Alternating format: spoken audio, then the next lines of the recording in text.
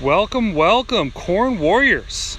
It is a beautiful day out here at the Luepkes farms.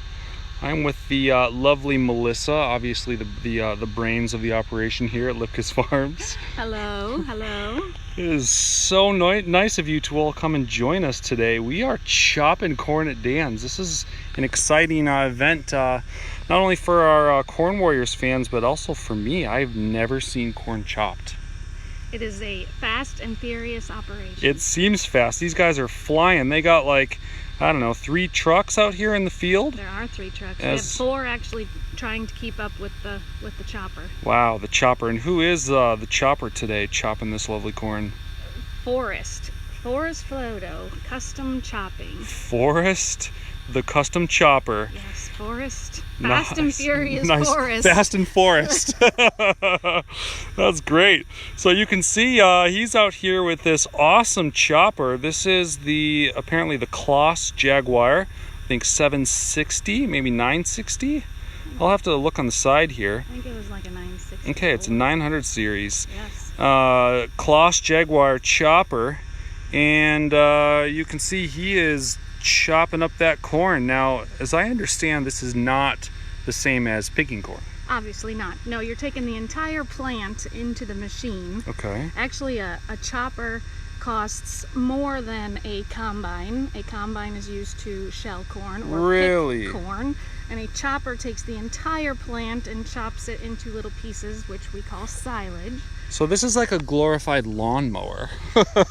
This is a many moving parts machine. It's a complicated machine. Wow. And as you can see, he's going at a pretty good clip, about 12 miles an hour when the going gets good.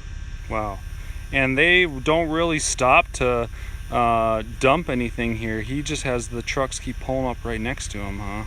And just blows that silage right into those trucks. And there's a truck waiting.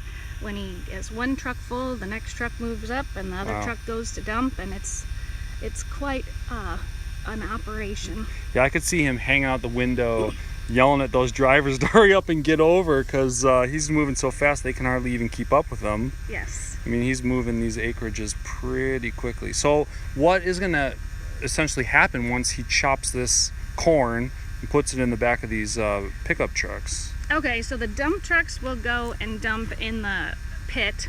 We have a silage pit, which is over where the cows will spend the winter. Okay. And there's a Caterpillar crawler loader waiting for them to dump, and the Caterpillar crawler loader will put it up on the pile and pack it down as tightly as he can get it to pack as fast as the silage is coming in. Is that what David Luepkes is doing today? That's what David is running the crawler. David is running the crawler loader. Okay. Daniel is cutting soybeans. Oh, so Dan couldn't be with us today, but he's definitely missing out on the action, because this is where the party is. I mean, it's non-stop all day. And to this corn. This will get mixed in with corn in this silage. So there's actually a little story. This field was planted last fall into rye. We chopped the rye the 1st of June, planted the corn the next day. This is a double crop corn. Then we had that hailstorm. Oh, right. Yes. Yeah, our Corn Warriors are going to see some of that footage this season, yes. The hailstorm that hit Dan's. So the hailstorm took out approximately 50% of the stand on this cornfield. So now he's chopping it for silage because the yield just wouldn't be there to pick it for corn. Right. So it's Illinois double crop. Illinois double crop corn. As close to double crop as we can get. Wow.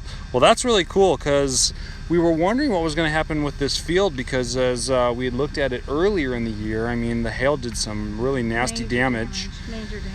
So Dan was hoping maybe he'd get some insurance for this field, and hey, if you can get some insurance and he didn't really get much insurance. So okay, that's just the way that works. So he's hoping to get a little extra buck by using this as silage corn. Whereas otherwise, would he have to go and then buy some chopped corn from someone else? No, he would usually feed the silage and have to add corn, like grain, corn. I see.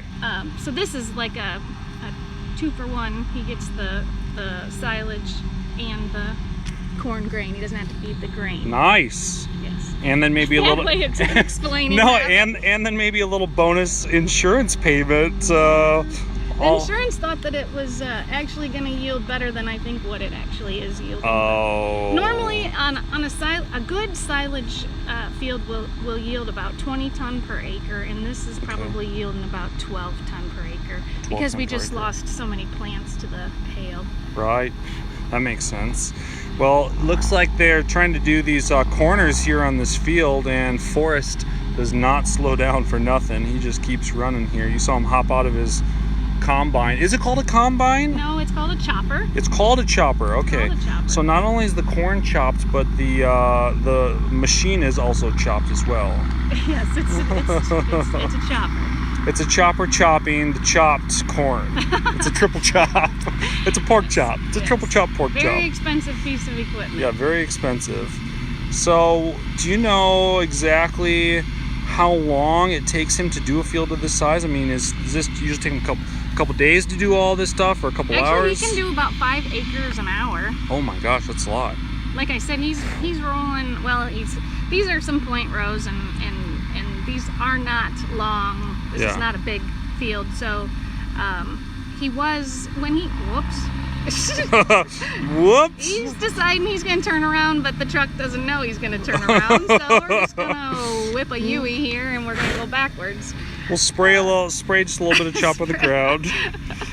But you were saying so about maybe the truck was full. Maybe that's why he stopped. That's true. I don't know. That truck looked like it had a little something left. Well, we got another truck up here waiting, so we're all good. I don't know. Well, Forrest does what Forrest knows is best. Right. So he's the boss. He's the boss. This is Forrest's game here. He's just going to keep on flying. So if this corn's getting chopped right now, and this is the best time to chop it, does that give us any inclination as to when Dan might be actually picking some real corn? Yes, that is a good question. There's actually some fields that are getting pretty close to picking. We had a really long dry spell in August, and so some of the drought sandy light ground is it's getting pretty close, ready to pick. Oh, I know Dan's eager to get in the combine and pick some corn. Yes, he's doing beans right now, which that's keeping him busy, but he'd rather pick corn, that's for sure. Certainly. How are his beans looking? The beans took the dry weather pretty hard. When it's dry in August, beans tend to not yield as well. Yeah. We usually like to have a few shots of rain in August to keep those beans filling. Right. So Otherwise they're getting a little thirsty. Everything was getting pretty thirsty. Yeah. Obviously it's a little loud here. You can hear this chopper's pretty close to us. You can see us hanging out over here right by where the trucks are swinging in. So as you can see, he's got fresh semis rolling in. Let's give a wave to the camera. You can see us. Yeehaw! Rocking and rolling. Enjoying the sunshine. I know, it's a beautiful day today. I'm really happy with how the weather's turned out. So what's interesting, Melissa, I noticed you were walking out in the field here a minute ago before they started chopping, and you were saying this corn was actually looking pretty good. It actually is surprising. It's a 106-day variety planted the 1st of June, and it filled out pretty nicely actually. I was surprised, but like I said, that hail damage knocked out a good portion of the stand, and so that's pretty detrimental to yield when you don't have the stand that you're looking for. Right. How are the ears looking on that plant? Actually, where I just pulled those ears. Yeah. I think one was 40 long and 18 wide, 18 around. Yeah, let's hold up to the camera. Let's give it a little look at those ears. I know all of our Corn Warriors fans are always anxious to see some of that corn. Yeah, this corn doesn't look too bad. Let's see here. But there's also some little ears out there like this too. So these look looked good. Let's but take a little look.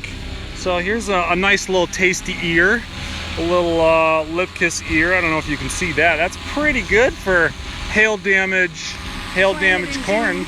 Yeah, planted in June corn and hail damage. What was our count around on this one here? Actually, this one was 18. These was 16. 18 and 16. Okay. But they're little ears, and they just probably wouldn't. They don't have a lot of test weight either. Right.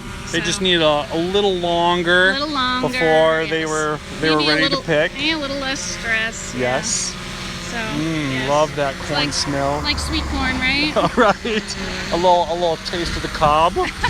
All right. Well, let's go back and turn around here and just finish seeing what Fast and Furious Forest has going on here. Yeah, we're filling the Luepkes truck now. Oh, the Luepkes Farms semi truck has now come into the action. If you take a look up here, Dan's got his own custom variety semi truck. Is it Peterbilt or is it It's a Freightliner. a Freightliner? We love those Freightliners. We love Peterbilts and we love the Freightliners. I know Matt Miles would have something to say about it. Matt's a good guy. He sure knows what he's talking about. That's right, he sure does. He certainly has an argument for using those Peterbilts. But hey, the best semi is the one you've got on the farm, right? That's right. That's right. It's whatever you've got that you can use and fill them up. Okay, so yeah, that's some nice sprayage there. Is that the chute, I guess we call it? Shooting right in that semi. The chute is shooting. And he's pretty skilled at driving this thing. You'll notice he knows just when to slow down or back up. I mean, that's a sign usually of a good grain cart driver. Yes. Where the grain cart can kind of speed up or slow down. But in this case, the semis seem to keep a steady speed while Forrest just keeps moving forward and back to give it a good spray. So that little bell right there tells us that our battery is getting low. So we're going to bring this baby in, land it, and then maybe we'll get some more action to you here on the Luepkes farm. So thanks, Melissa, for joining us. Anytime. This was a lot of fun to get to see something I haven't seen before. And we'll tune back in here in a minute and send you some more live Corn Warriors action. Talk to you guys soon.